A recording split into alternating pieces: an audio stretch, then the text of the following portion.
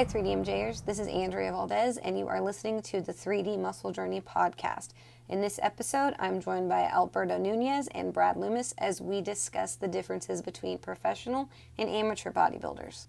We start with the objective differences on how you become a pro, what it means once you are a pro, what you can expect, and how the rest of your career might have to continue differently once you achieve that status. We also cover it from a coaching standpoint. How do we treat our professional athletes differently than our amateurs? What are the common personality traits? What are the different types of people that make this type of athlete? And what are the physiques that tend to represent the types of people that become natural pro bodybuilders? And what I find most interesting about this episode is that we tried to cover it from 3 different angles. So Alberto himself is a professional. He has achieved pro status in 3 different organizations, I believe. And he's been that way pretty much since the beginning. So he'll go over how he did that. Brad is also a professional bodybuilder, but he found that once he made that jump, the sport was no longer as enjoyable as he had thought. And then myself, who actually is the only member of 3D Muscle Journey who is not a professional in this sport. So I really hope you guys enjoy this one. Here's Alberto Nunez, Brad Loomis, and myself on pro bodybuilders versus amateur bodybuilders. Okay. We are recording. Okay. Right. So, Brad, I know that your first show was before both myself and Bert, so it was back in 2003. Did you know what a pro card was at that time or what pro status was? Now, was that something that you were chasing? No, not really. In fact, I didn't even know there was such a thing as pro status. When I set out in my 2003 prep to do my first natural bodybuilding show, in my mind, the closest thing to natural bodybuilding was the NPC Pacific Naturals. It was supposed to be polygraph tested. Some of the natural, kind of drug-free bodybuilders that I was following, they were going to do that show. And so in my mind, I was going to do that. And as I was going through my prep, I was, kind of searching on the internet, stumbled upon naturalbodybuilding.com, which was the INBA's website, looked on their schedule, found a show in nearby Reno, Nevada, and just, pretty much set my eyes on that show. And at the time, I was just starting the gym. I was just starting as a businessman and entrepreneur. I really was looking at doing the bodybuilding show more so as a marketing type of strategy, And so I just wanted to show up as shredded as possible and, just kind of let it fall from there. And then, of course, I showed up. I won the novice overall. People are telling me, gosh, we've never seen this kind of conditioning. How is it that you're not a pro yet? And I just remember thinking, what's a pro? What's a pro? Yeah. Okay.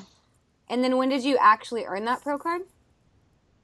I actually earned the pro card in 2008. So that was like a 5-year time span there between my first show and when I actually earned pro status with the WNBF. Okay. And Bert, same for you. When you started, did you, I didn't even know organizations existed. Seriously, that's how stupid I was. But did you know, when you were researching shows, did you know that there were different types and federations? Did you know that pro was a thing, and was it something that you chased from the get-go? No, I knew what I was doing all along. That's probably one thing. I was a little bit too well researched. I wanted to do for example, NPCT nationals. Back when I was a teenager, I'm you know what? I'll just run track, get cut enough to be on stage, and do it that way. But funding was an issue, and obviously you're in high school. So I never did that, and then after NPCT Nationals, it's it gets really crazy after that. What can I look into? And, I remember actually laying on the message board forums would talk about one day getting this pro card, and I really wondered how that worked, and eventually, learned how that system is set up, and that became my next goal. But the issue was that I still kind of look like a kid. Let's give it a few years and charge it up. And then once I felt that I kind of looked like a open division competitor, let's go for it and go for that pro card. But no, I was well researched. I remember getting the WNBF, I think it was a quarterly magazine. I would look at the guys that won their pro cards, and it would pump me up. I'd be like, oh, dude, I can do this. And I mean, not taking anything away from the guys, they looked great, but it looked very realistic and a look that I was kind of like aiming for. So no, I had a very specific goal in mind from the get-go. So Brad, can you explain, like, let's take WNBF for instance, like how do you get a pro card? For those listening who aren't too familiar with what exactly we mean by that. In probably the most common terms, you win the overall of any, I guess what you might say, pro qualifier. Mm-hmm. You're then granted your pro card, your pro status, and then you can compete in any pro show where they're giving away dollars for placing. So that's typically the most common way. You win your class, whether it be, lightweight, middleweight, light heavyweight, move on to the overall to go against the winners of the other classes. If you win that, against all the other classes, you're granted your pro card.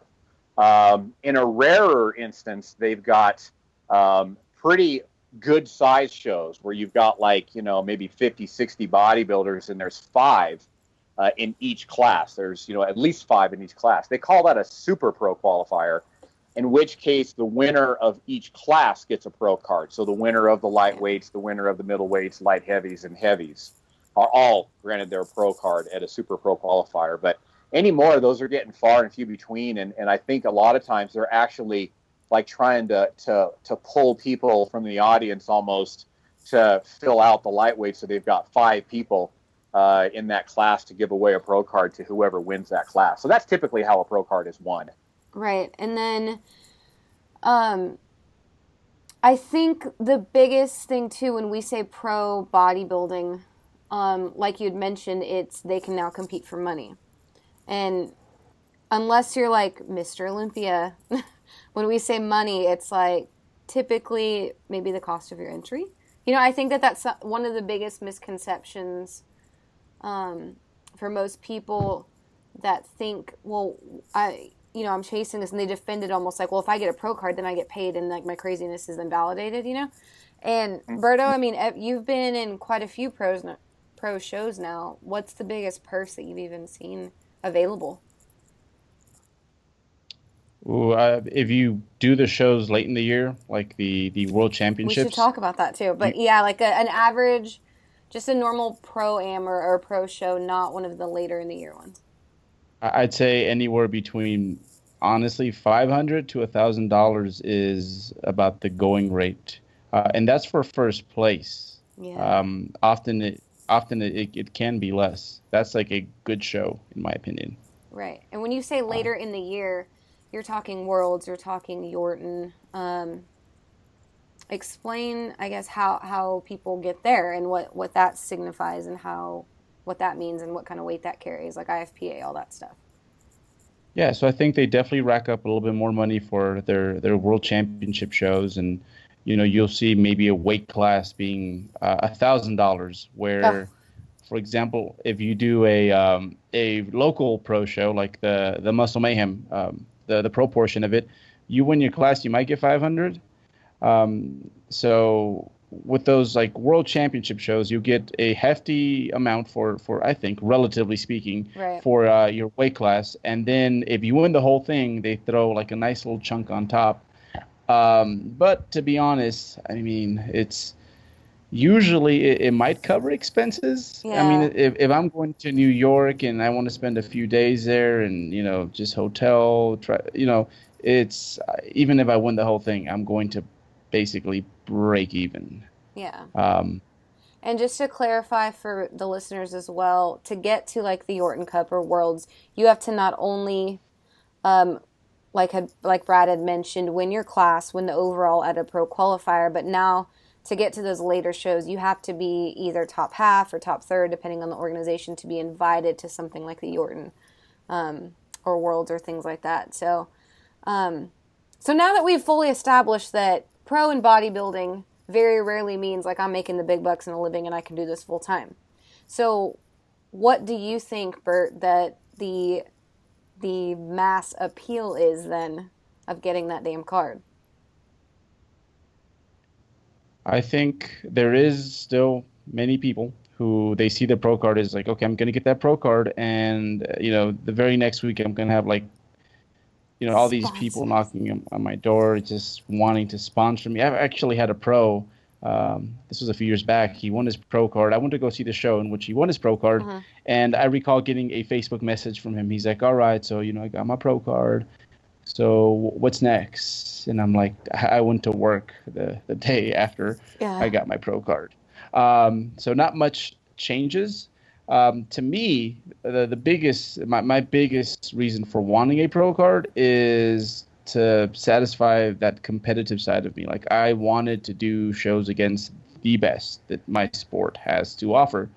And, to me, it was more of I guess it's like varsity bodybuilding. That's probably the best way to describe it.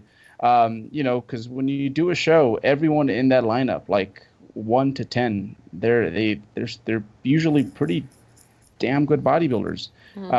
So now placing within like the best, to me, that's where I find the thrill. To me, that was the biggest thing. I want to compete against the best, and in order to do that, you have to prove yourself, and that's what the pro card did for me personally. Okay. And you, Brad, once you discovered it, throughout those 5 years that it took you to get it, what was your personal motivation towards that? Again, being that I was in business and that I was, trying to find every way to market myself that I could, I think that was probably, my primary motivation. I could say, WNBF pro bodybuilder, Brad Loomis, and that would be kind of a good marketing tool. And then, of course, as I kind of more got, I won't say well established, but I guess just more known, in bodybuilding, I was kind of under the delusion, I guess, that I could be competitive. And I mean, and let's face it, we're athletes, we're competitive, we want to be able to compete. And so naturally, I'm like, well, hey, maybe I'll be good at this thing, and maybe I will be able to compete with the best. And so, it was kind of like, yeah, I want to do some pro shows, and like I said, I guess I was just delusional as to how well I could do, in the pro ranks. And so that was kind of, I guess, my motivation once I started competing as a pro. And then, of course, there was that slap in the face reality, I guess you might say, that, I'm not as good as I thought I was, and competing in the pro ranks is a whole another ballgame as compared to competing in the amateur ranks. And, I quickly found out that, I was, unlike Bert, I was not gonna be as competitive as I had once thought, or as I'd hoped. So on a personal level, I think that I would be in the same boat as you, but I don't know if delusional is the right word. I mean, you're a damn good bodybuilder, Brad. So let's first off say that. And I think what you're referring to is your naturally God-given symmetry is not quite as ideal as someone like Bert. To be objective, and I have the same, I have the thicker waist as well, and figure that that's not technically favored. And instead of chasing it like you, I think I foresaw that, and I almost, I always, of course, want to compete to win or whatever, to do the best I can, but it's one of those that because I was so, because I saw that, I noticed it. I almost have always lightweight feared that maybe no one showed up to the show and I would win and I would become a pro, and then it would not take all the fun out of it, but me knowing full and well that you put me on a pro stage and I shouldn't be in the top half, Mm-hmm. And I think that that's a dangerous want for a lot of people in their first decade of bodybuilding. And people who don't get it quit, or people who, like you said, that earn it and aren't necessarily in a position to, you're at the top of the amateurs, you go into pros, and now you're not at the top. And, and I know, Berto, you've had quite the opposite experience. It almost motivates you more, correct? Yeah, no, it does, but like Brad said, there's when you get to partake in a pro show and you're backstage, it's the most insane thing you've ever seen. I think my first show, a bodybuilder by the name of Martin Daniels, it was his pro debut as well. And I just remember like looking at this dude who was about my height, but about 205, 210. Like he had webbing between his like lats and chest because there wasn't enough skin to like hold that together. He had webbing around his traps.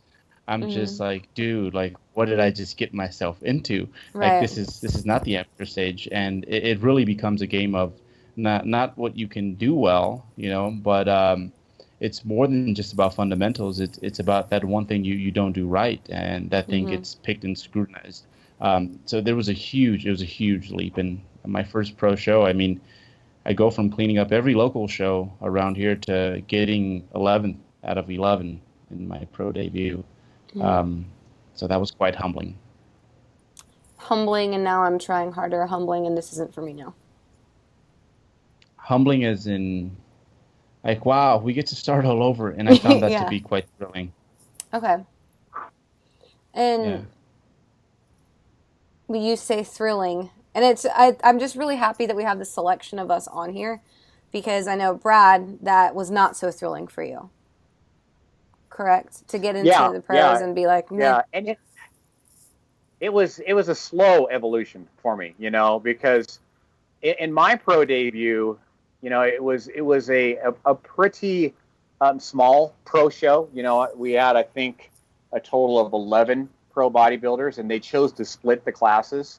So we had, you know, a lightweight and a heavyweight class, and so there I am, you know, standing on the pro stage, 165 pounds soaking wet as a heavyweight, and standing next to Kurt Widener, who was 192 pounds, shredded, and a guy by the name of Robert Peacock, who was 198 pounds. You know, I'm standing on the very same stage with them. And in that particular show, I ended up placing 5th out of 6. And so for me, that was kind of a win. You know, here I am standing on the pro stage with guys that are 190 pounds, and I didn't place last, you know. And so, yeah, then of course I'm like, well, you know what? Yeah, maybe I can do this thing. You know, maybe I take some time and I grow some more and train hard and come into the next show just as shredded. You know, I'll go ahead and hopefully place better, you know. So then went to work for, you know, 2 solid years, basically. And then went to the Pro International with Berto and Jeff. All of us kind of got what we wanted. We all got into the lightweights. We're all standing up there. 11 lightweights are up there on the stage, and you know, that was when the reality really hit me. That it's like, you know what? Now I understand what elite symmetry is. You know, now I understand that, you know, it's not enough just to be conditioned, because everybody's conditioned. And it literally falls down to how God put everybody together, you know, and it's the top 5 guys that they call out to the front of the stage.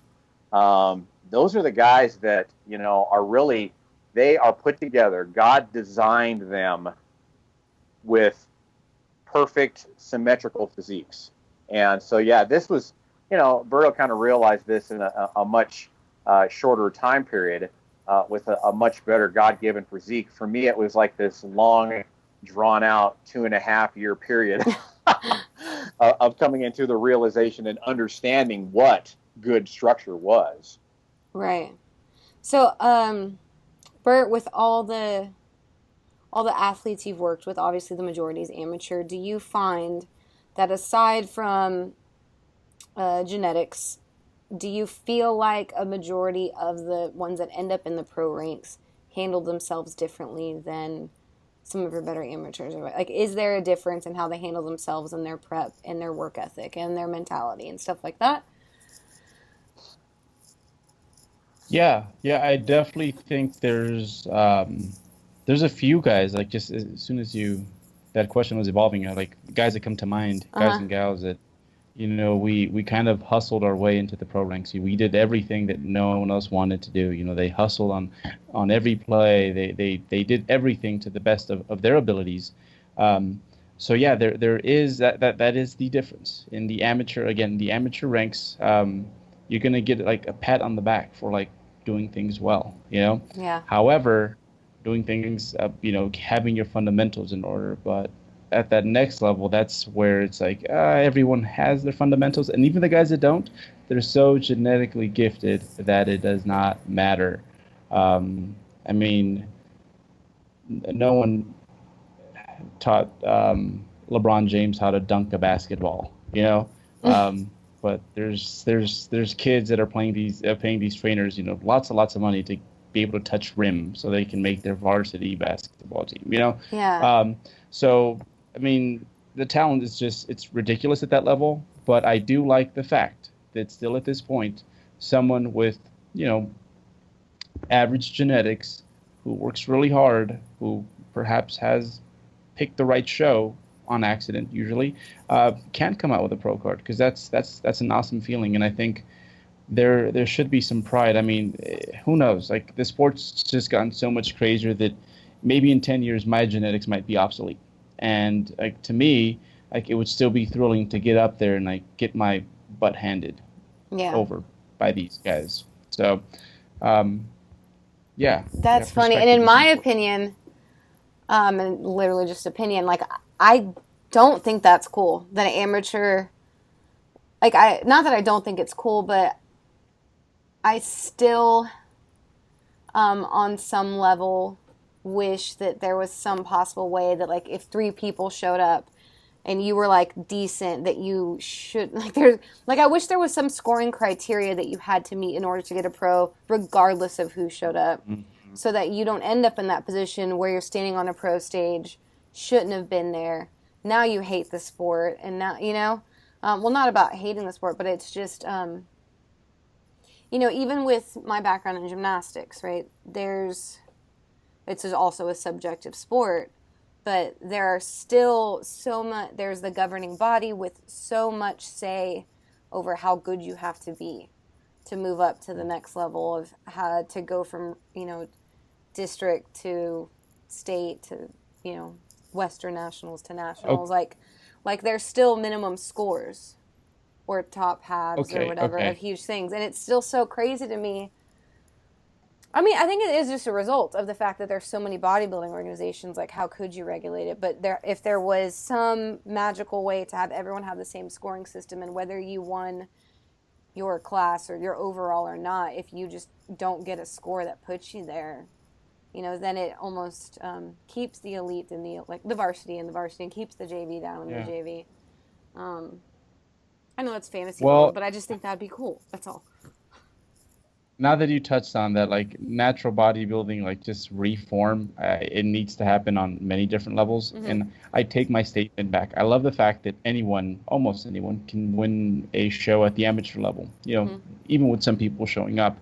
But I do wish that, we have local, and then from local, you go to pros.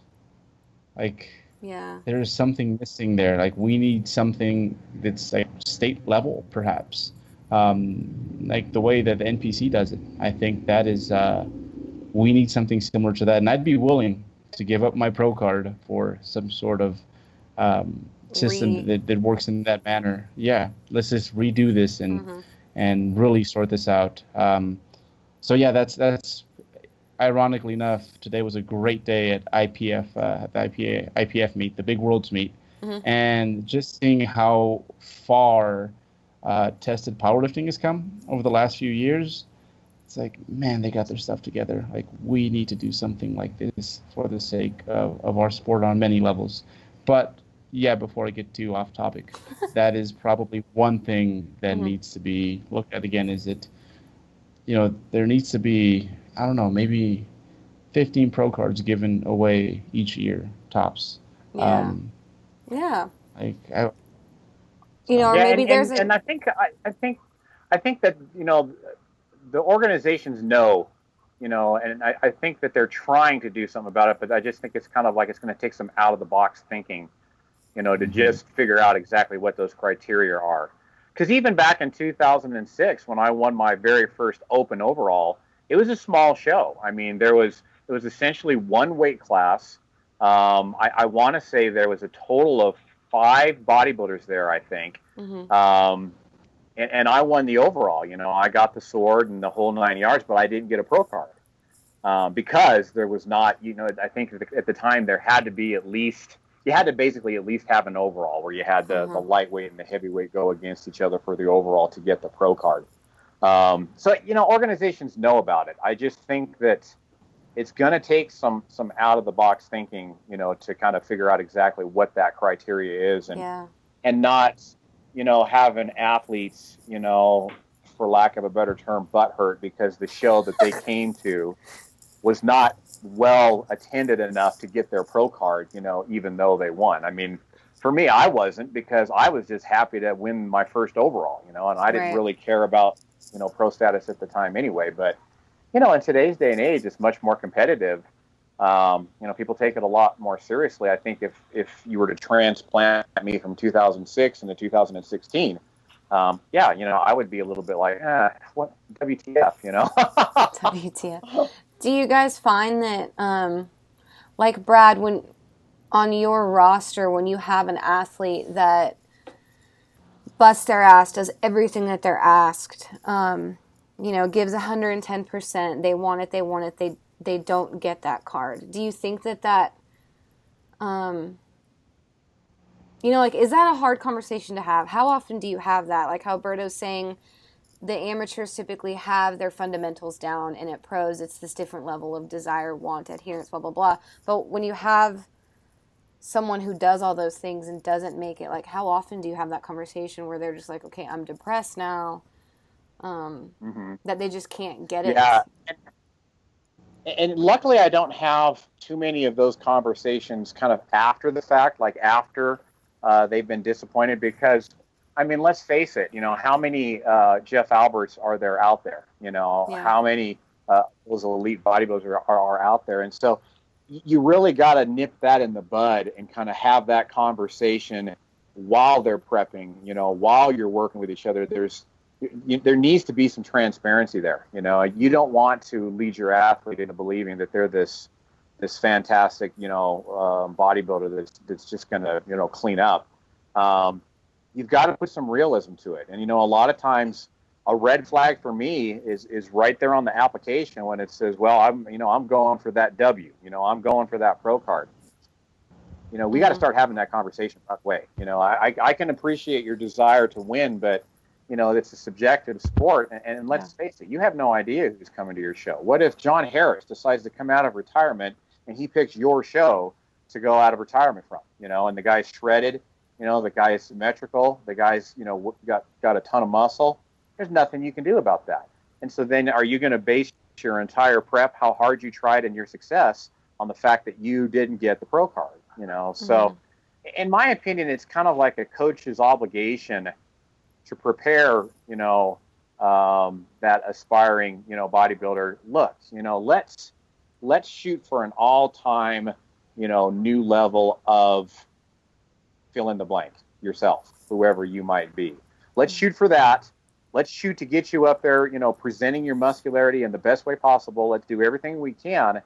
And then after that, placing, win, pro card, etc., it's all icing on the cake. I think you're really doing your athlete a disservice if you don't have that conversation prior to them competing, and then, what the heck, coach? And I've had that conversation. It still doesn't help. It's a subjective sport. The athletes feel like they got robbed. They feel like the judges were slanted toward more size or, whatever. But I think at least if you cross that bridge, and work with that athlete, regarding that before they actually get on stage, usually the outcome is a little bit better. Right. Bert, how many times do you have people actually traveling and picking shows with the full-on intention of, like, I want this title? And do you discourage that? Do you fight it? Do you... Thankfully, it hasn't been too many times. I think what they have done is, like, hyped up shows. Like, everyone wanted to do the the Mayhem a few years back, and Mm-hmm. that one I was kind of happy with because I'm like, oh wow, you're looking at this from like, oh, I want to have a good experience. I want to have fun, and this will be the cherry on top. So yeah, I don't have too many pro hunters, pro card hunters. The ones that I have had, it's been guys that usually they have a job, a career, a family, and it's the other thing. Like, man, I've been competing for 15 years. I want this pro card. And those guys, that's usually the case. I'm like, all right, well, that's okay by me. Um, but um, but yeah, I think sometimes focusing a bit too much on the pro card to the point where you chase it around the country kind of does take away from the experience. So the exact opposite from like coming over to the Mayhem to meet all the coaches, to meet all your teammates. I think if you do it from I guess that angle or taking that approach where the W's the number one thing, you're just going to have a crappy time in this sport. I think when I really stop and I think about like the seasons where I hunted down my pro card and I wanted the pro card, I don't even remember the stage all that well. Like I do not really recall like getting my sword, hand up, posing for pictures. But I remember just single days along the way where I made things happen. Had a really good training day even though it wasn't supposed to be, or I kind of made prep fit with my real life on that day. That sort of stuff. So you can potentially, I think, miss out on the things that you're going to remember the most, to be quite honest. Right. Brad, with your athletes that do make it, they do fair and well and full on earn that card. Do you most of the time feel like, okay, now I have this renewed sense of joy and this new thing to chase and it's this whole rank to go up? Or do you find that athlete is now overly stressed and feels pressured and has lost the continued push because it stresses them the fuck out now?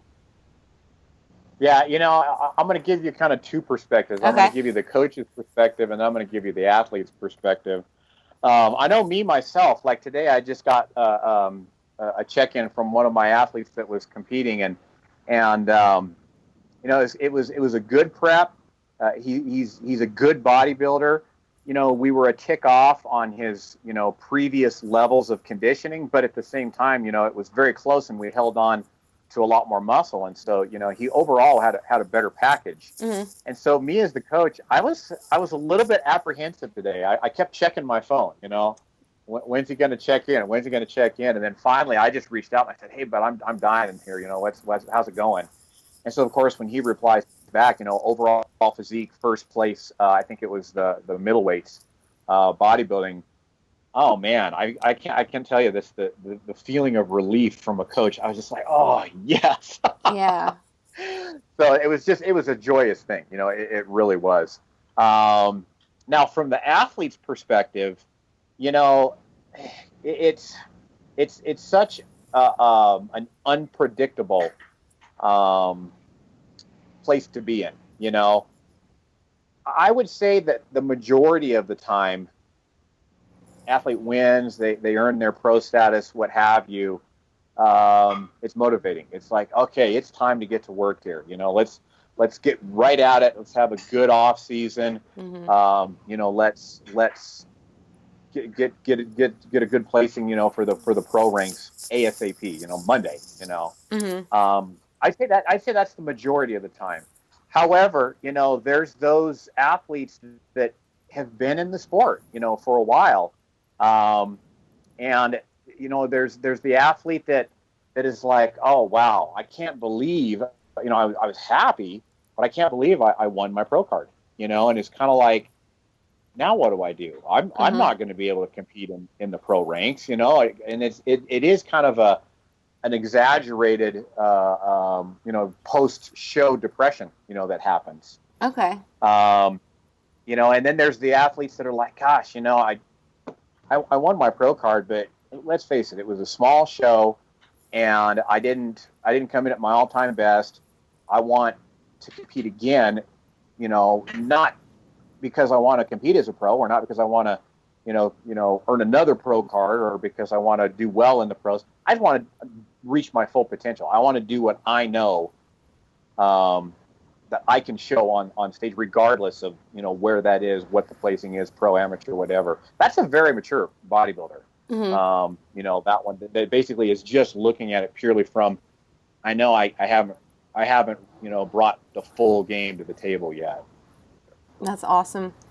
Okay, so Bert, when you have an athlete that actually gets their card as well, as a coach and an athlete, what are the things that change in your planning? Because now there's only certain shows they can do, and then now they're aiming for qualifications and all that stuff. Like, what are the new considerations now that they've earned this thing? Oh, and they have timelines now, right, that they have to compete in. Yeah. So I think, first of all, it does actually happens a little bit more often now, since the talent pool has just gotten so much bigger over the last few years. But you know, you'll have an athlete that had absolutely no issue getting their pro card at the amateur level, and first things first, it's like, okay, so we're pros now. What this means is that you're going to go to a show, and there's going to be like 20 other people back there that are just as good as you. And we can't be just, you know, riding our talent at this point anymore. And like you said, now we have deadlines. Now it's a little bit more expensive. If everything goes well and according to plan, you will come out even. So I think, and you have a similar conversation perhaps with guys that are the underdogs, you know, that made it there because they were so tenacious and because of their, you know, they had their fundamentals in order. You know, with those guys, it's kind of the same thing. You kind of, to some extent, forecast what it's going to be like for them, and yeah. So it's once they are pros, I guess you can have these conversations with them. At least that's the way I feel. Simply because I'm coming to them from, you know, I have some experience in that regard. So it's a little bit easier to give them. They can trust that my preview is at least semi-accurate when it comes to what to expect next. But yeah, it's a lot more cutthroat. So I don't blame a lot of guys for sometimes they won't use their pro card. They will just let it disintegrate and continue just competing as an amateur, because again, you know, it's a luxury to be able to compete and in best case come out even. Yeah. So one thing I do tell guys is, like, pick cities that are fun, because that's money they could have gotten into a vacation.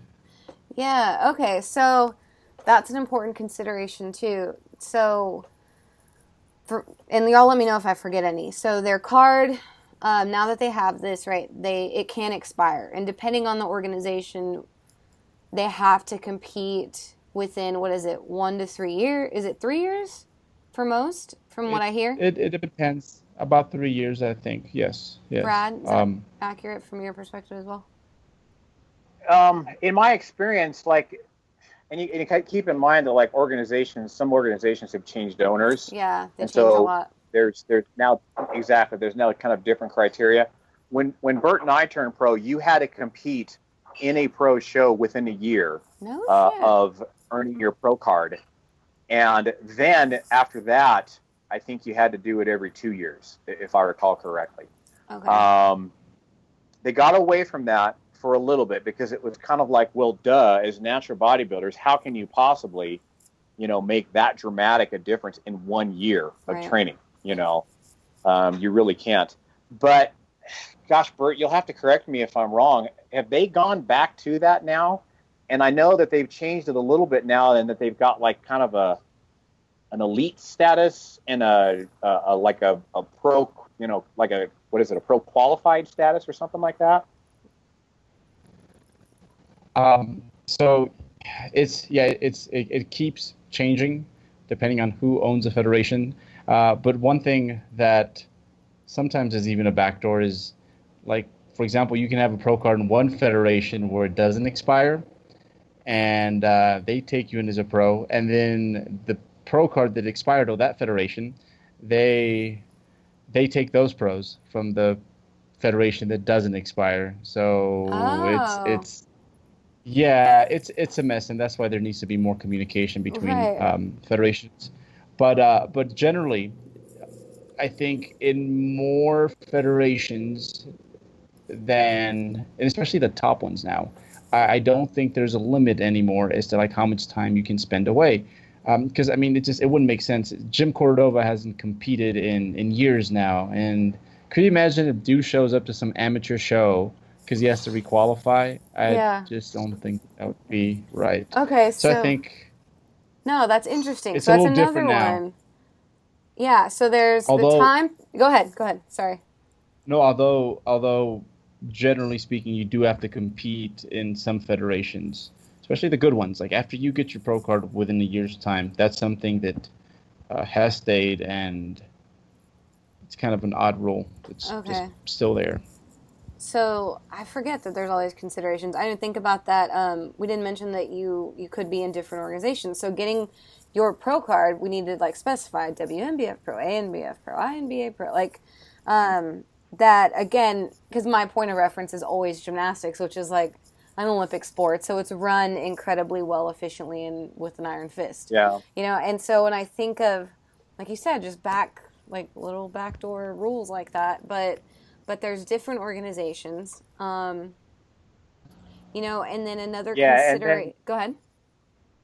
well, and make matters more complex, some organizations will accept the pro card of other Right. pro organizations, but then other pro organizations won't accept a pro card from other pro organizations. So that even makes it even more complex, really. Yeah, and as a coach too, like I had a girl that we were going through this with earlier this year, where um, it was like as a coach, it's hard to keep up with every organization. Where Hmm. I would be like, yeah, I know that in this, because I think I was referring to something Jeff had just learned the year before. I was like, yeah, in this organization, this has to happen. And she's like, well, actually, this got bought out, and so now, so as a coach, I would imagine with you guys having even more experience with this, like it's very much up to the athlete to be like, you got to do a Hmm. lot of research, because we can't, it's contacting the promoter, it's just doing a lot more due diligence, I think, on their own, because if Brad, you have 5 pros on your roster and they're all in different organizations because they're across the country, and they all have different rules, they all have different promoters, they all have different directors. Some things top half can qualify to the next level, or some the top third, and Yeah. it's just I think that's something I didn't realize. Oh my God, I have a funny story to tell. It just makes me think about.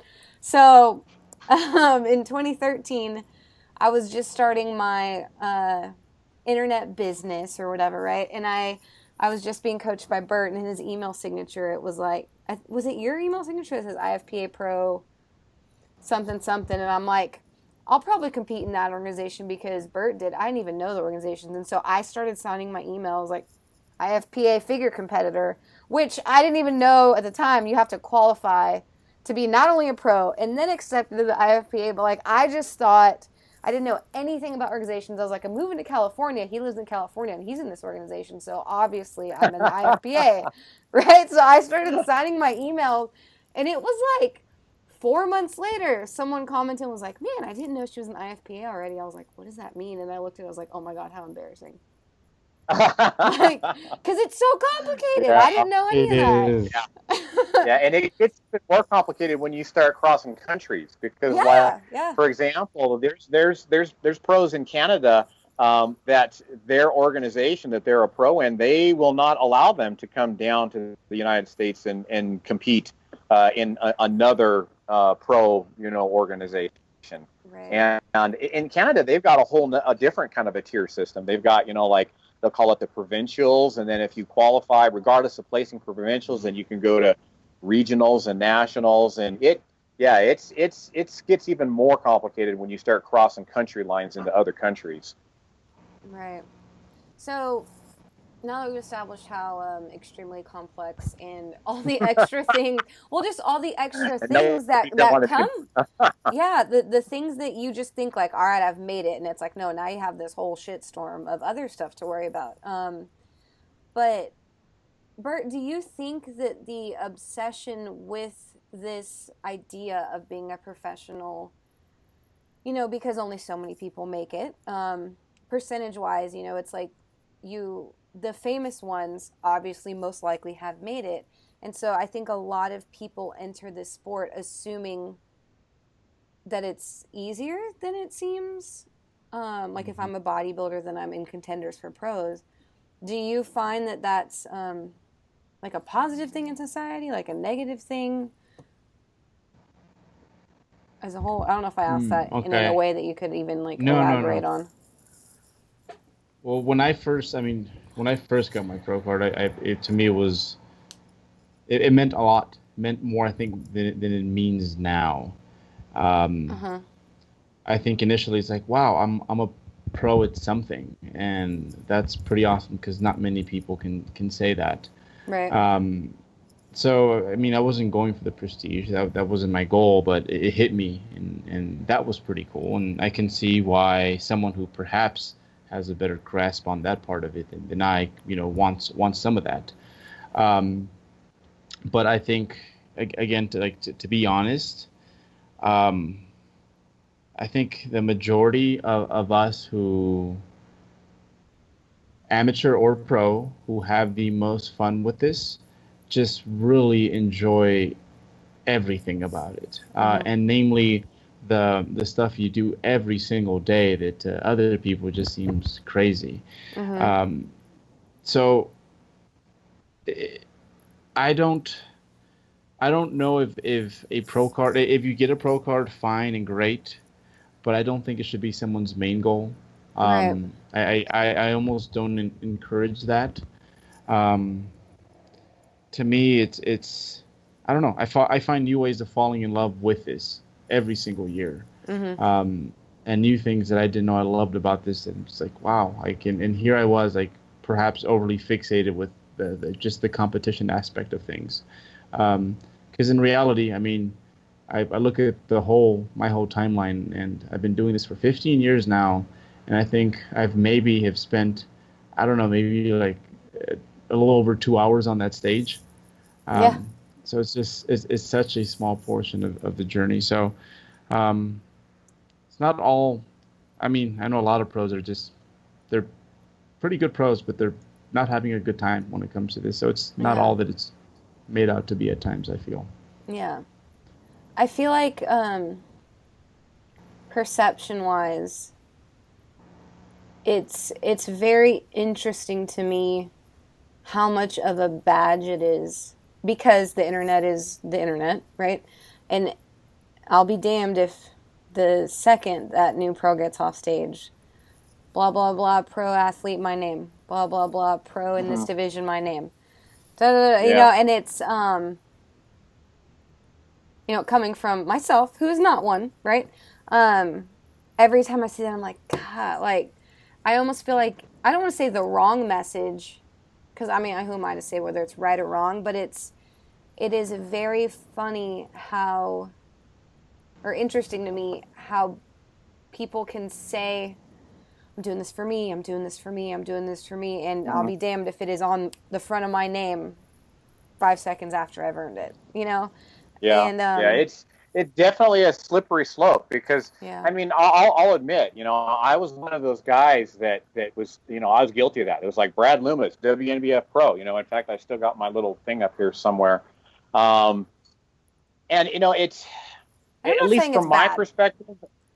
Yeah, but you're right. It's a slippery slope, you know, because I mean, Bert and I kind of came from the, you know, kind of the same school where it was like, you know, I want to be an athlete so bad that I really don't care, you know, what it is that I'm good at. I'm just going to find for something. You know, I just love that word, athlete. I've always loved that word. And I remember the day I got my little membership card from the INBA, and it said, you know, natural athlete. And I just stared at that card, and I was like, athlete, look at that, you know.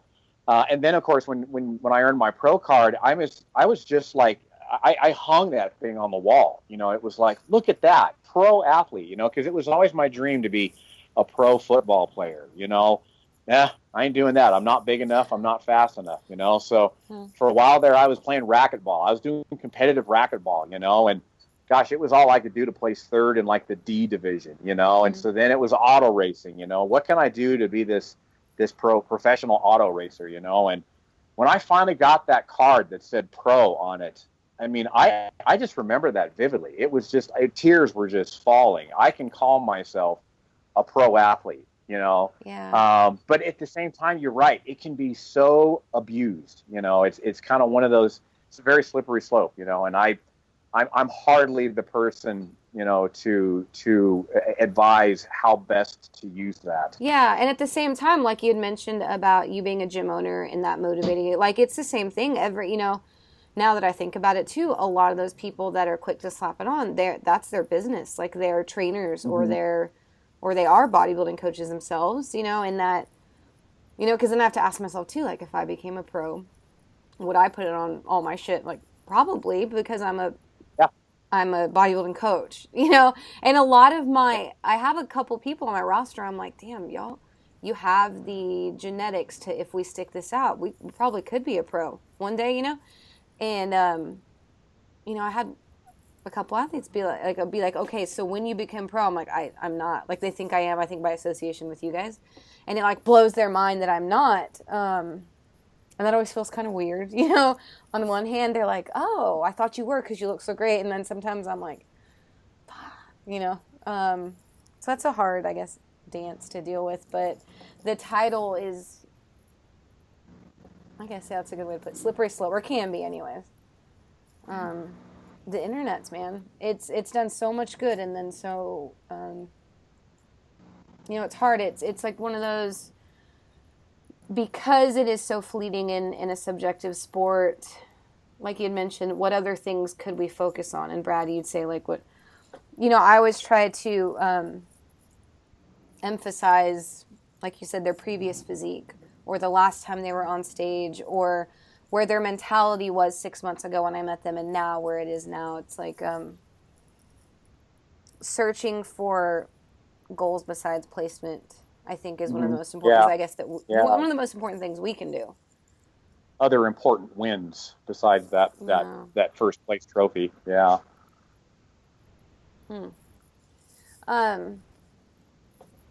Berto, as how many seasons have you competed in as a pro athlete? So I had one amateur season, then everything after that was pro. So 8, 11, and 14. Okay. For all seasons is pro as a pro bodybuilder. Now, am I allowed to say names on here? One of the. Yeah. Okay. We can bleep them out later. I know we've got a couple out there. At least I know who it is. Okay, you do. What I find so fucking cool is people like, two that come to mind immediately, Jeff Nippard and Amanda Hernandez, as people that just, you know, and I think it's good to have people like this because you can contrast it, right? Like, walk in, do their 6 months to a year, pro level physique, pro status, close to the top of pro, if not winning, you know? And I'm happy that that's such extreme and that there's literally only two I can think of. I'm sure you guys have others, but I always throw it out there. I'm like, I know two people out of the probably 300 bodybuilders I know that could do it just like that. And so when I have someone that's has those assumptions season one that we're pushing for a pro card, I'm like, that's not an everyday thing. Am I missing any in the last like 4 or 5 years? And how do y'all feel about that? Kat? There is quite a while ago, we had an athlete that was not necessarily on our roster, but a very gifted athlete that nobody's ever probably heard of because he's a very humble guy and he never gets on social media, but his name was Luis Burgos. Oh. And Luis competed in 2000 and I think it was 10 at a couple of shows, won his pro card with the WNBF, traveled down to Southern California to compete as a WNBF pro and won the heavyweight class. And I just remember thinking at the time, that never happens. That never happens. Yeah. And Bert, you can probably elaborate a little bit more because you were a little bit more involved with kind of grooming Luis. No, I recall that, and it's at the time I had the same understanding of the sport. It doesn't happen. Yeah. It doesn't happen. But then, I mean, for example, Nsima this last year, got his pro card, and it was almost to the point where he's one of the few athletes where you can almost overlook that, and it's like, okay, when you go to Worlds, how are you going to qualify for Worlds? So one of my biggest concerns was like how he wanted to do Worlds, and he's a very competitive person in the right way. It was just like, all right, we need to start thinking ahead. If you want to do Worlds, how are we going to organize this? So yeah, it's a position that very few athletes are in. Very few athletes. Now that I think about it. Yeah. Yeah. So I mean, even in my case. Yeah, there's I can name two. Two. There's something that this is meant to be awesome. Like, and it's supposed to sound nice, but it might sound mean to some people. But you even mentioned it in your interview, Berto, where you're like, I stopped lifting a little bit on occasion because I thought I was getting too big and like midgety looking. And when we talk about the physiques that you say, like Brad, you're saying, just blessed with that symmetry, it's funny to me, or I'm finding this pattern. If I'm wrong, and y'all think I am, and if it sounds shitty, I'm sorry. But I'm like, look at these people who I usually hear of them or meet them when they're getting on stage for the first time, shredded out of their minds, right? And then when you see those elite level physiques a year later out of season, I completely agree that they have a very, like you said, like midgety in a nice way, like the shorter arms, the heavier lower half, the smaller weight, like just a very, Jessica Hollis, another one, just very, the other girl that I was talking about earlier, which she's also a pro, was one that was on my roster. Her name was Kristen, but just the in-season shredded perfect symmetry out of season is a little bit like, that's an interesting build. Like, and I think that, and people think that the people, but you're right. Yeah, and the people think, especially with females, the people think that the ones that look like fitness models would be the best figure athletes, where it's like actually the ones that have a little bit of a different distortion end up with the best symmetry on stage. Now, am I crazy with the way that I see that?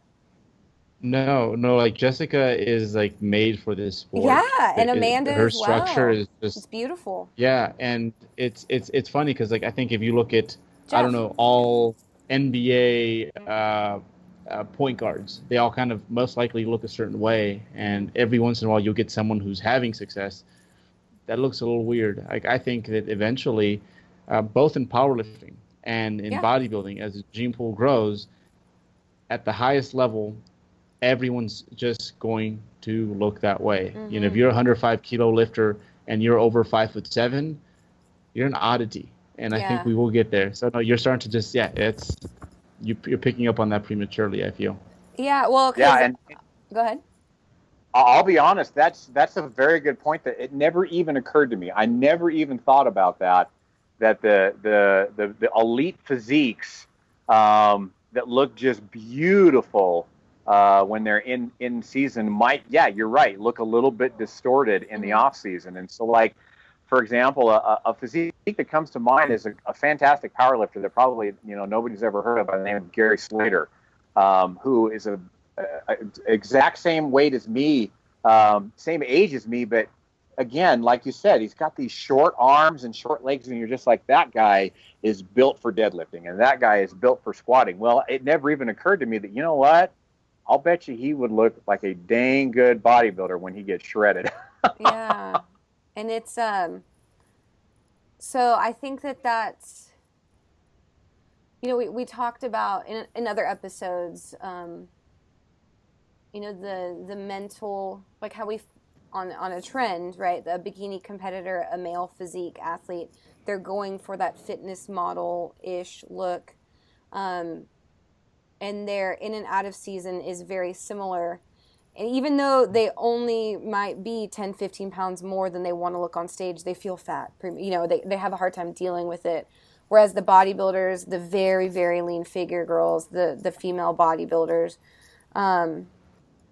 it's like the mentality to, again, to look very different in and out of season, I think is needed. And do you guys find that the pros at the highest level deal with their off-season build better than amateurs do? Yeah, Berto, I think you because work they're with more. a lot more pros, so I think I'm going to leave that in your court.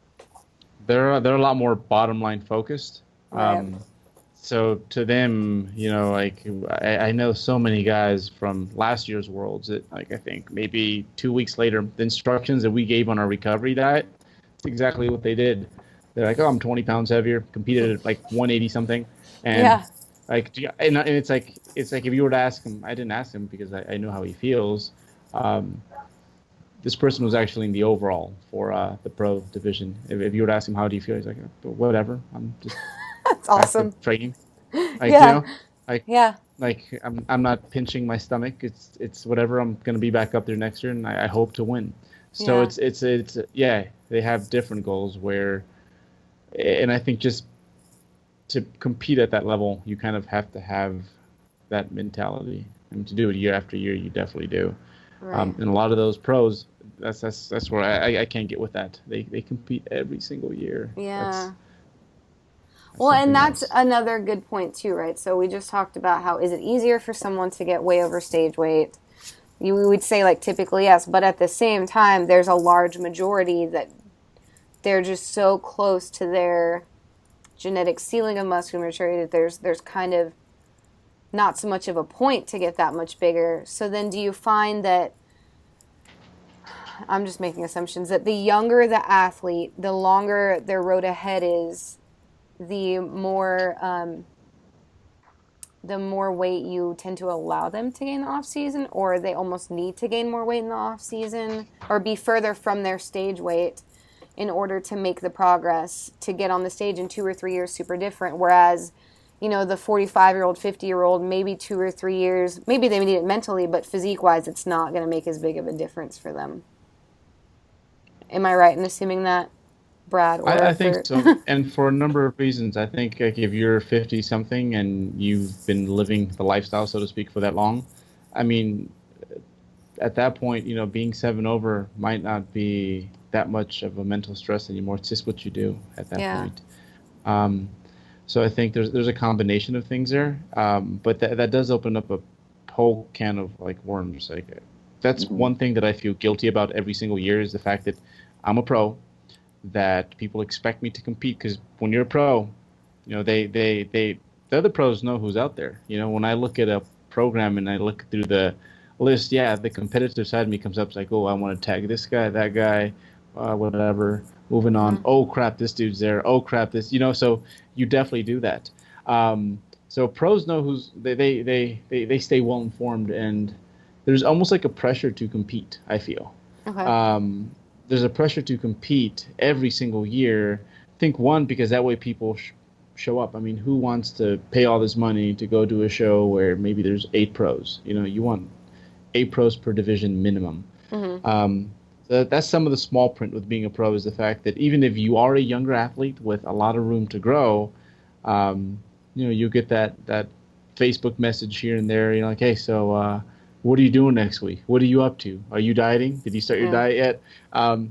So yeah, and as a younger pro, if you are in that situation, it probably is advisable to, you know, hey, see how much more you have left in that tank, and once it's been confirmed that this is about as big as you're going to get, then, you know, perhaps stay a little tighter. Compete every year if you like at that point. Yeah. I mean, if Jeff competed every year at this point, I'd be like, hey, dude, why not? Do you feel that pressure too, Brad, to compete often? You know, really, I don't, and I'm okay with it. I will say that I did feel that pressure about 2 years ago, because, you know, we want to stay relevant in the sport, and so we want to, you know, get our name in the hat, so to speak, you know, in the pro ranks. But one thing that I feel like is kind of a certain distinction, I guess, for I'm not going to say it's good, better, best or anything, but it's a definite distinction. Is that there's the folks that they get done competing, they get off the bodybuilding stage, and it's the last show of the season, and they're like, you know what, I want to get back to the gym. What? Let's get back to our training. What do you think the game plan should be next week? Mm-hmm. And then there's the other distinction is that I want a new workout program. What's the game plan now? What are we going to change? What are we going to make better? What are we going to make more exciting? Mm-hmm. So there's that distinction of the guy that just wants to get back in the gym, doesn't really care what the program is. In fact, they're perfectly content just doing what they've been doing the whole time, mm-hmm. that they've been prepping, and they just want to start getting strong again. And then there's the other type of pro that's kind of like probably to a certain extent, a lot of amateurs are this way too. What are we going to do different? Mm-hmm. How are we going to change things up to make things better? Right. And I think it's probably not right or wrong, but it's just kind of a maturity level. Okay. And so you feel like you fall in the first category of that? For me, definitely. I definitely fall into that category. It's kind of like, what? I just want to train. Here a couple of weeks ago after my powerlifting meet, Eric was just like, you know what, Brad, just go into the gym and have fun. We'll get your new program going and your new periodization, next week. So what did I do? I did the exact same thing I've been doing the whole time. I didn't change a thing. Yeah. I did not change a thing. And, I think that there's those are the folks that, it's kind of like they don't feel the pressure to compete, and when it comes time, they'll do it and they'll do it, for whatever reason it is that they want to do it. Like for me, I'm not going to say I'll never compete again, but the circumstances would have to be right, and mm-hmm. it basically under my circumstances, it's going to have to be all 5 of us at the same show, and preferably 4 of us, and only because right now there's no transgender bodybuilding, at least 4 of us being on the same stage, Yeah. I could do mixed pairs with one of y'all. Yeah, exactly. Yeah. That's what that would be a special circumstance. But yeah, me here 2-3 years ago, I'd have been like, gosh, I got to get everything I can right now because I need to get on stage next year. I need to make sure that I'm keeping it tight, because I don't want to have to diet harder than I absolutely have to next year. So, there again, you've got 2 different bodybuilders, 2 different mindsets. Right. So have both of you throughout I'll start with you, Brad, since we're on you, throughout your competitive career, do you find that the strategy, I don't even know if it's strategy, but that between all of your seasons, your off season was tighter and tighter and tighter and tighter as you became more and more accomplished? And was that strategic, or is it because like, okay, I'm not losing my shit every time anymore, I know what to expect? Yeah, it's definitely a combination of both. Okay. Yeah, definitely a combination. I mean, after my first season, both 2003 and in 2004, I was up 190, 200 pounds. It looked dreadful, 06, 07, 08, I don't think I got much above, 100 and 170 pounds, really, okay. To be honest with you. And now here it is. Sometimes I'm what? I think it's been 2 years since I competed. And I'm still that same 170 pound guy, really, for the most part. I think I'm kind of a little bit of a special case in that, because I don't think that I'm not going to get a whole lot bigger. And plus I'm not happy with how I look, aesthetically, much bigger than 178, 179, 180 pounds. But I'm not saying that's certainly not the way, Right. I would feel, just perfectly fine with a younger bodybuilder that's got a lot of years in the tank, getting 20, pounds above stage weight, 25 pounds above mm-hmm. stage weight. I think that's going to be the way that they, are going to maximize their potential. Right. And does that change if they are a pro that has to compete under a certain amount of time, though? Oh, yeah. Yeah, okay. For sure. Yeah. Yeah, for sure. Yeah, if you've got a show that you're going to need to do sometimes in less than a year, um, it's kind of one of those things where you're going to need to stay on top of your game, for pretty much the entire time. You're not really even going to have an off season. It's just going to be a matter of getting a mental break more than anything. Right. So Bert, same with you.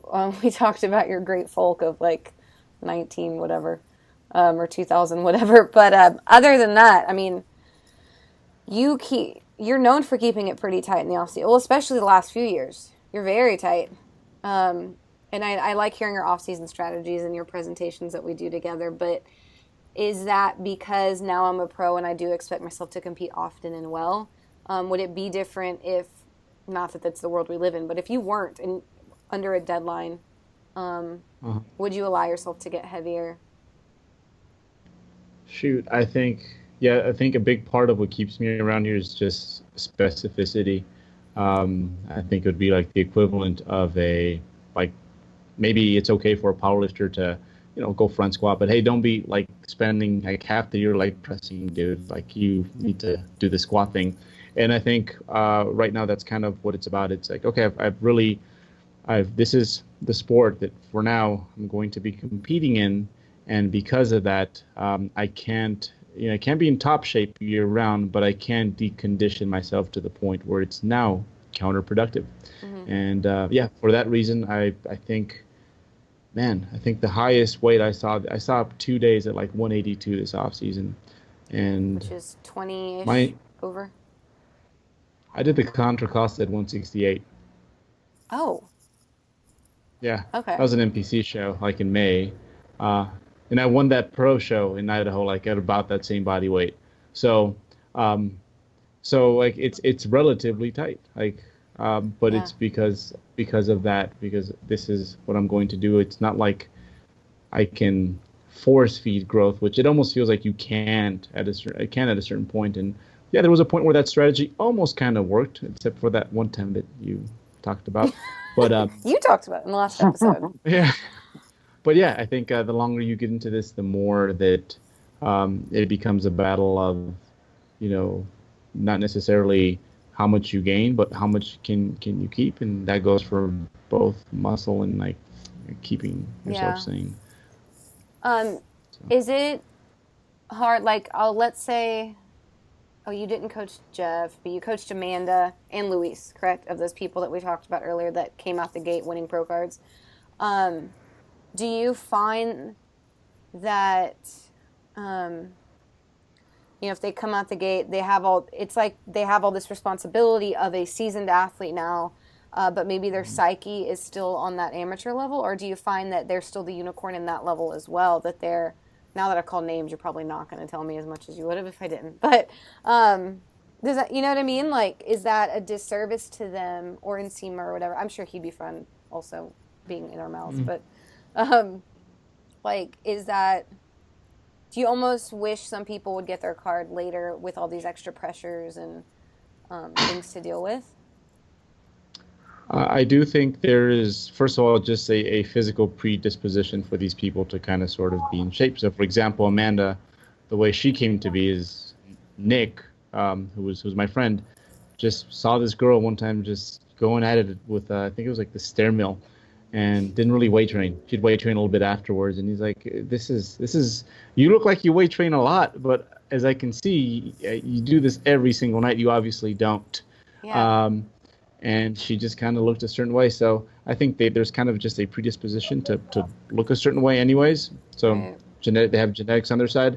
And then I think the other thing is they kind of just love the lifestyle. I think that's a big one. And for example, like if you ask Brad, he absolutely loves to count and track his food. That's something that he's a fan of. And I think because of that, like, he loves it. He absolutely loves it. Yeah. And to a lot of other people, that would be hectic. But for him, it's not a stress. He wakes up and he looks forward to seeing that empty MyFitnessPal, and I'm gonna make this my canvas for the day. Yeah. So it's nature. It's definitely like kind of making this your culture almost. Right. There is for sure people that have a hard time balancing both. And I think to some extent that's one of the reasons that I don't compete every year, is because I like other things that kind of completely get in the way with bodybuilding. Like I can't just wake up, grab my backpack, and go disappear in the mountains for like 12 hours if I am like barely eating, you know? Yeah. So, you know, I think over time, more and more of this like takes up your life, and we slowly work it in, and then it becomes just like it's a cultural thing. Like if I had Greek yogurt with children's cereal and peanut butter for dinner, none of you guys would call me nuts. But if my mom saw that, she's like, I didn't raise you right. You know? Yeah. Yeah. Now, Brad, you obviously, we've talked a billion times about how you are a pro natural bodybuilder. How is that different than you hitting your? Are we an elite powerlifter? Right, that's your classification. Not yet. Hopefully, Okay, very soon. but you're damn. If you're not, you're damn close. I mean, you are approaching a Wilks that is going to put you there, correct? Like, Yeah, that's the plan. If I fairly soon. I basically need like 25 pounds on my total, Right. and then I'll be, elite status. So.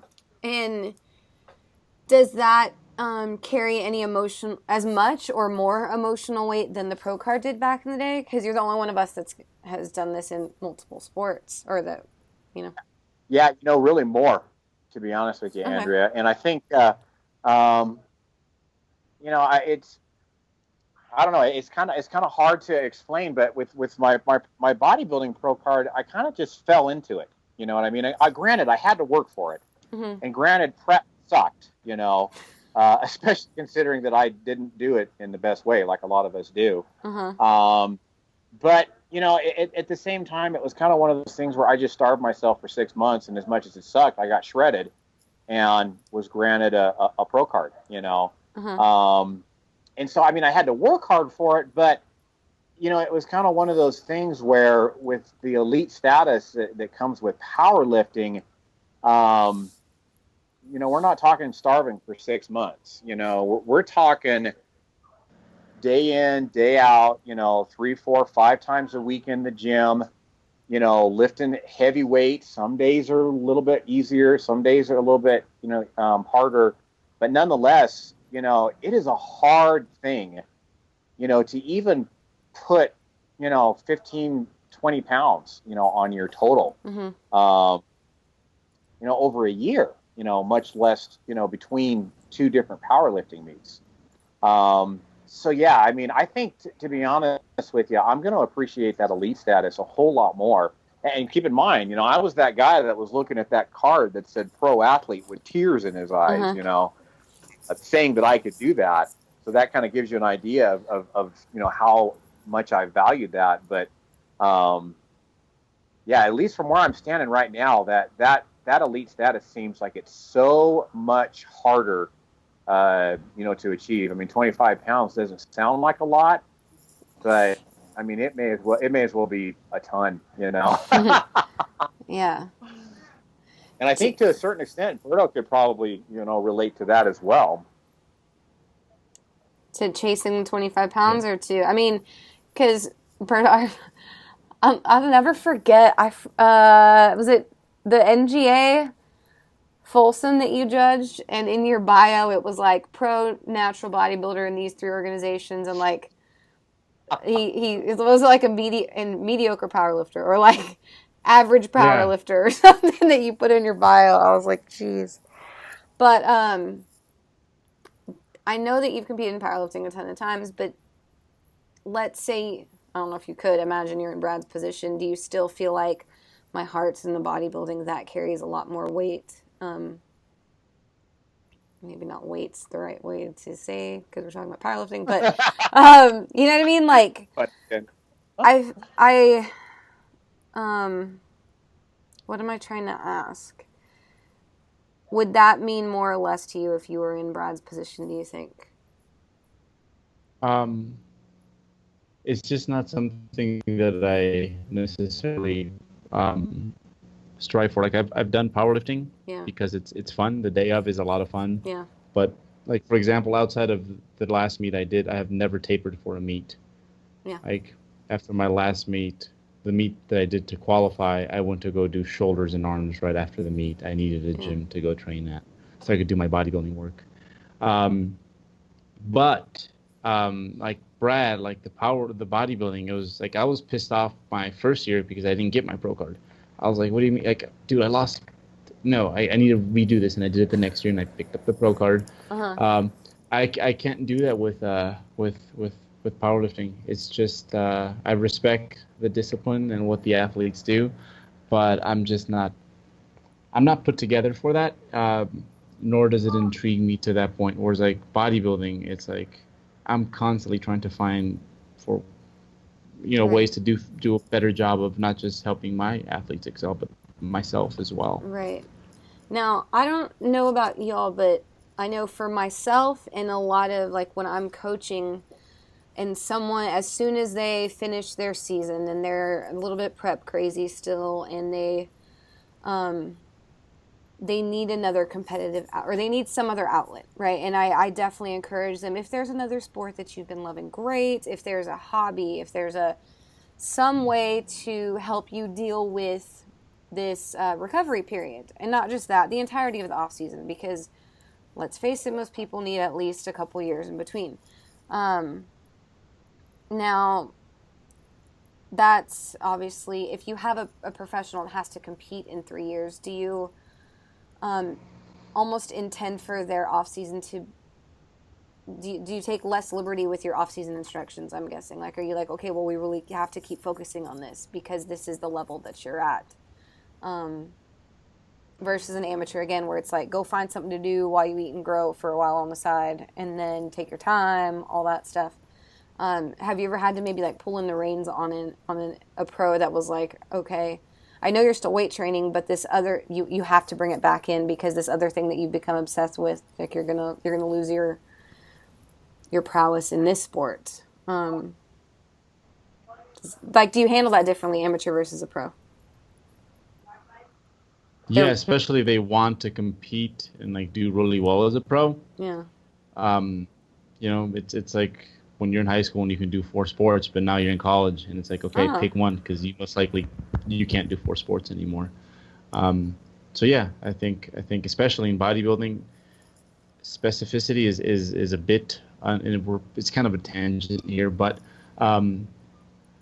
specificity is a bit underappreciated. Yeah. It's like that old saying goes, like with it was that one internet like motto for like high frequency squatting, like if someone kidnapped your family and you wouldn't give them back unless you squatted X amount, would you squat once a week? That was I don't know if you've ever heard that one. No. It was just like, no, you would practice your skill, you would do it frequently. Yeah. That's basically what it's trying to get out of you. And I can reverse that. It's like, so if like Nsima was going to be at your show and they kidnapped your family and you needed to beat Nsima to get your family back, would you, such a horrible fit, families are getting kidnapped here, but would you like still like deadlift, squat, and bench press 4 times a week? Yeah, I get what you're saying. Probably not. Mm-hmm. So yeah, that next level, I do think it kind of demands a little bit more attention. Like, and I think, for example, if Brad was a year out for sure from competing, like we all picked our show, I guarantee you he'd be throwing in a few extra things here and there that he'd make room for them, for sure. But the fact that you brought up Nsima, which poor dude was talking about him the whole time, but like he took up another sport this off season, correct? Mm-hmm.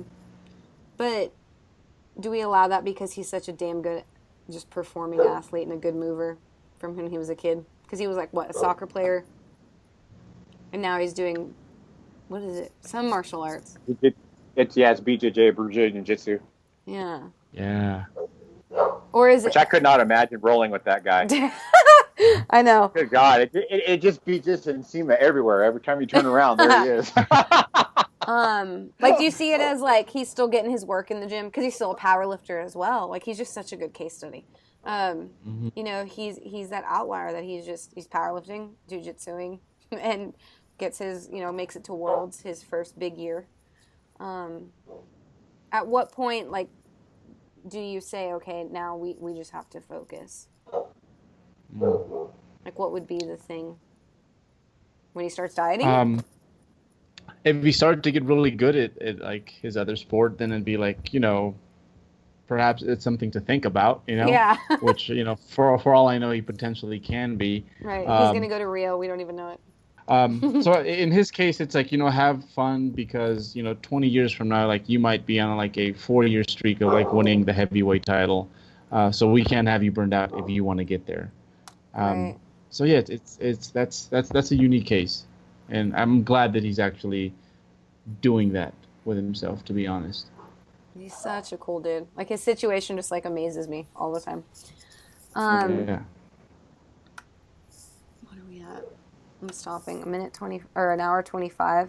Is there anything like when you said you were prepared, Bert, that you wanted to go over, or a topic that I could lead y'all to? You too, Brad. You know what I've really dug recently is that hierarchy of like what motivates an athlete that Eric talked about not too long ago. Okay.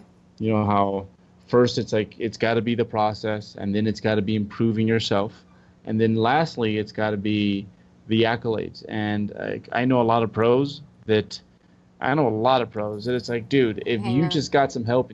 Let me ask you that on. Are we going there? Yeah. Okay. Yeah. Okay. So, with that conversation of mine about Nsima and all the things that he loves to do and that he is good at in his age, all that considered, do you have a certain way that you prioritize things, that you ask your athletes? Is there some type of organizational structure that makes sense to you? Yeah. So, like pro, like, but really it's like, what's in a name? Like, I know a lot of pros that aren't very good pros when it comes down to it. Okay. I know a few pros that who are not Brian Whitaker's, for example, who Brian, like when I think of him, it's like, to me, that's like the ultimate pro. So it's working off that hierarchy that we talked about that one time, that Eric brought up, where at the very bottom, it needs to be like the process. Like you got to be in love with the culture, your training, all these things that we do every single day. And then secondly, is, beating yourself, right? And then on top of that, the very smallest part of the pyramid, Eric and his pyramids, is going to be the accolades, right? Like the pro cards, the victories, that sort of stuff. I know a lot of pros that are just so freaky gifted that they've just looked the same year after year, and sometimes they have a year where they go back, but they collect their money and they're happy and they're like, I'm doing everything right. At least in their eyes, they are. And to me, that's not being a pro. I think as a pro, if you're fortunate enough to be that, is you got to lead by example, and that means more than just doing really well at Worlds. Like Brad, to me, is like the ultimate pro. He absolutely loves to train. If I go stay with Brad, I know I'm going to train. I know we're going to eat well, and that makes me very happy, and that makes him very happy. So we have that. Yeah. Every single year, he's found a way to improve himself in some capacity. Mm-hmm. And then in regards to the accolades, like collapsing in the middle of the platform at Worlds, and like bro fists everywhere. Like that is like that's the bonus, but it's all those other things at the bottom that, to me, and especially the bottom one, because at a certain point there's going to come a time in your life where you're going to no longer be able to make progress. But I mean, what am I going to do Wednesday when I'm like 75? I gotta go train, but not until I get this protein in. This is what I do. Nice. So I guess, Brad, would you say that you've been that way from day one with bodybuilding? Like you said, I remember you telling me in your story, you're like, I showed up that first time I did this weird thing, Skip LaCourse said to do it, whatever, and I showed up and everyone was impressed by my conditioning. I remember you said that, and it's like, was it always just kind of, like you said, just falling into it, and by happenstance you just love the process? Or was there ever a time where you feel like your priorities were out of order? Like you got the pro card, you're crying, and now you're like, I'm really belonging here, to the point where when you felt like you didn't belong, you were kind of crushed. Like, do you feel like it's always evolving? Do you feel, I guess, like you've always been in order, or things kind of force you out of it sometimes? You need your wake-up calls? How do your motivations wander? It's and evolution is definitely, you know, the way to put it. Yeah. Because, you know, it's when you're trying to achieve something, you know, on less than a personal level, you know, like, for example, you know, the fact that I was really striving for a pro card because it would mean a lot, you know, for my business, that I could use that as kind of a marketing tool.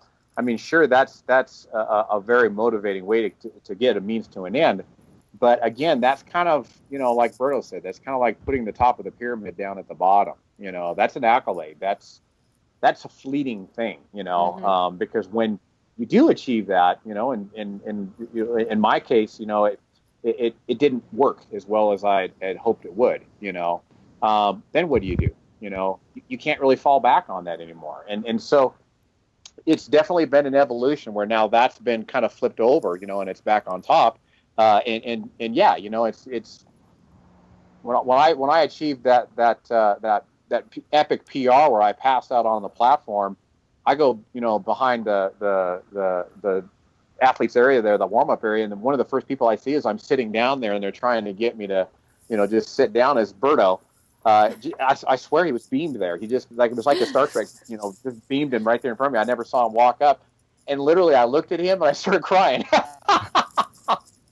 It's those kind of things that you know are really what stand out and what keep me motivated now, you know, more so than the accolades, the top of the pyramid. It's just the love. It's just the love of, you know what, I'm strong. I am strong. It feels good to be strong. And, you know, I'm not going out every single day and moving 1 rep maxes, but I'm going out there and I'm pushing my potential. And I can do that anywhere, you know, I really feel like, and I want to do that. And it sets a good example for my son. You know, my son wants to play football and he wants to really try to excel for football. And a big part of being good at football is being strong and being conditioned. And so now he's really into it, and he's kind of got the right reasons for it. He's doing it for kind of the love of it, and to kind of use it to excel for the love of, you know, what his chosen sport is. Mm-hmm. And it hasn't always been that way, Andrea. I mean, you're absolutely right. It's been an evolution.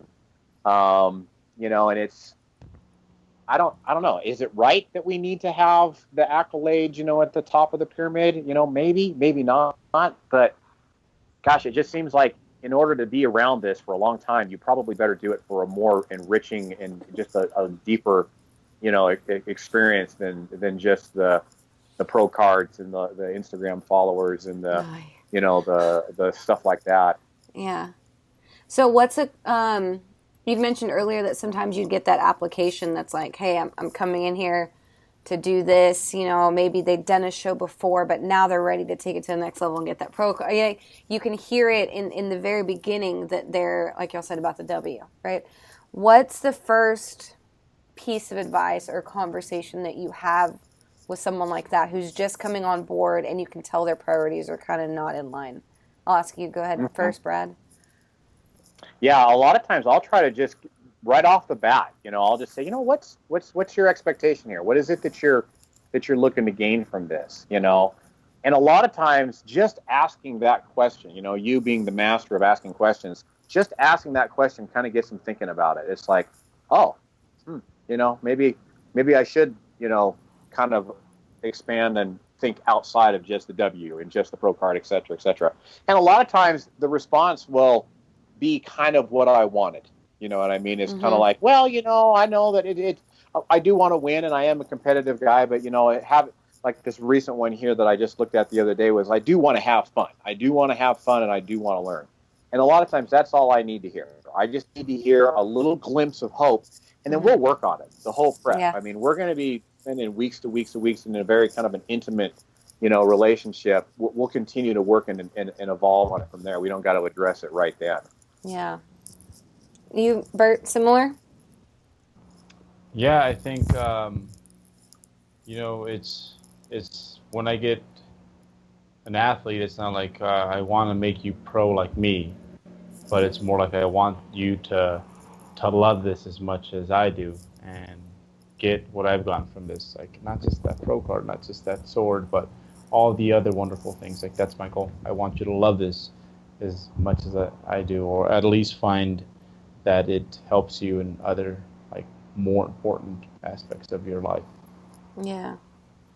And I really like what you said, Brad, about how it's the relationship over time that you can like chip away at them and you can almost find what they're not telling you.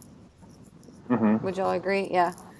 Because I remember when I was just taken upon the team and I was with Bert for some of his Skype calls, and I would say, to future coaches or coaches who are not as seasoned yet, I would be damned about how surprised I am that people will say things that they think you want when they first approach you. Like the application can be like, I'm gonna get on this stage and everyone's gonna bow to me, pretty much, kind of thing. Or like, I'm gonna be so jacked and shredded that I'm gonna be a pro by the end of the season. We're gonna take over worlds, and then like you meet them and they're like, oh yeah, I just kind of wanted to try it out.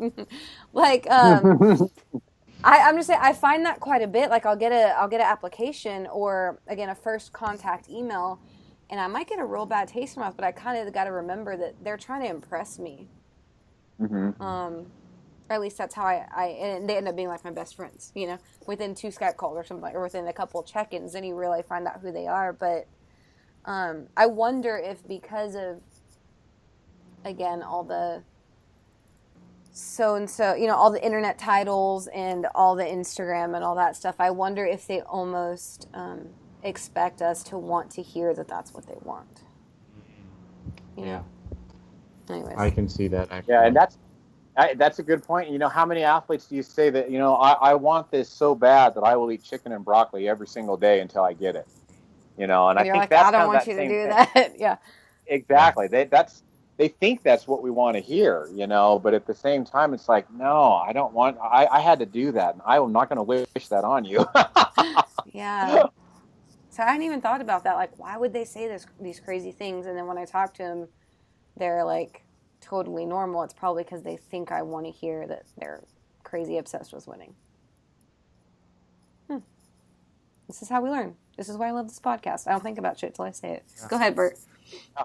No, that made sense. And you remember we got a Skype application while you were here that we're just like, really? Yeah. You remember that? Uh-huh. That's exactly what I'm referring to. I was like, man, that is bad. That's the first thing that comes. And I was like, oh, he's pretty normal. Okay. Okay, well, we've been talking for a really long time. I want to be respectful of y'all's time on a Saturday night. Thank you guys for being here. Anything to close with? Brad, you go first. No, I think that was very comprehensive. And really, to be honest with you, I learned quite a bit too, just in listening to you guys. Same here. Bert? Leaving statements? No, I think we did a good job staying on track. I was a little afraid there because we started getting into like bodybuilding reform. That needs to be a podcast. That's probably the one thing we should probably do at some point, is have a natural bodybuilding reform show. Like I know that like if I hit like the jackpot and I had like $100 million in my hand, one of the first things I'd do was like I'd start my own natural fed. Easy to say, like with $100 million in pocket, of course, right? But yeah, I think it would be a good conversation. That's probably one thing. Yeah, we should get all of us on that one. Really, we had $100 million, we'd buy all the feds and we would do X.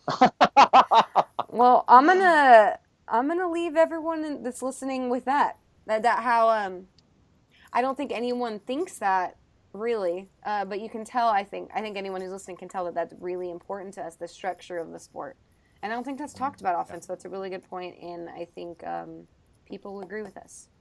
But for this week, thank you guys for being here, and I look forward to talking to y'all soon. Thanks for the flex, Bert. See ya.